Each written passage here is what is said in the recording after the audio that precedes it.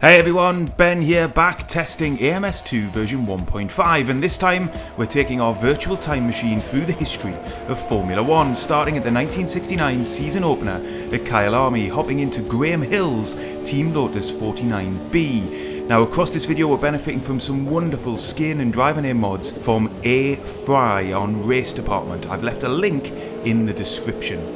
Now these cars are among my favourite historical Formula 1 cars. They're absolutely iconic. They look gorgeous, they sound fantastic, and in the new AMS 2 1.5 update, they drive pretty wonderfully too. They're a handful for sure, and it takes a bit of time behind the wheel to get a sense of when you can push, but when you do, the improved tyre model of 1.5 ensures they're an incredibly satisfying car to drive. They do though give a hugely raw sensation, and when you carry a bit too much speed into a corner, you do momentarily get a sense of how scary these machines were and the extent of the risks drivers of this age were taking behind the wheel. The historic Kyalami track is just superb too, perfectly suited for these cars that want to be danced and wrestled through medium and high speed corners. All in all, this has to be one of my favourite combinations in AMS 2. Onwards then to a soaking wet Spa in the 1991 Formula 1 season, hopping aboard Gerhard Berger's McLaren MP46, again an absolutely iconic car licensed in AMS 2. Now I love these machines. They've got more downforce than their 1960s ancestors, but they're every bit as challenging with huge power, and in these wet conditions the car really does want to throw you into the barrier at almost every corner. In particular, because of the power going through the rear tyres, you have to be really careful applying the throttle, otherwise you will light them up. Smooth inputs are key here, and the somewhat annoying ability to drift or slide these cars through corners that has been a bit of a feature of AMS 2 to date has been significantly reduced by the updates in version 1.5.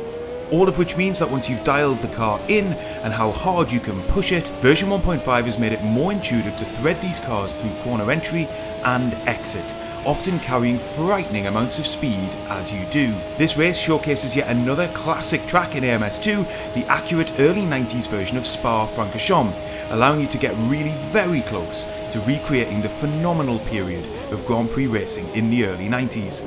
And with real and dynamic weather to choose from, you can truly get the authentic Spa experience. Finally, we're aboard Kimi Räikkönen's Lotus F1 at the 2012 Brazilian Grand Prix. Now the 2012 class of Formula 1 cars won't win any awards for their aesthetics. The less said about the front and the rear of these cars, the better. And if you're my age, it's weird to think of these as historic Formula 1 cars at all. But then again, they're over 10 years old now. Ultimately, they're hugely enjoyable to drive, and there was an incredible grid of drivers during this period. Think Vettel, Schumacher, Button, Hamilton, Alonso, and of course, Kimi Räikkönen. These cars benefit from loads more downforce, and they are of course therefore more planted. It feels less like you're dancing them through corners as much as looking to push them as hard as you can at all times. Yes, the back end will step out occasionally, you'd expect that given the amount of power going through the tyres, but generally they are much more compliant, and the nose will point into corners more easily too. They benefit from DRS, as you're seeing now as I execute a pass on Nico Rosberg, and overall you shouldn't sleep on these cars despite the fact that AMS 2 has such a wealth of Formula 1 content. Of course, this video is only showcasing a small slice of it, so if you want to see more, let me know in the comments, and for now, check out these other fantastic combinations in AMS 2.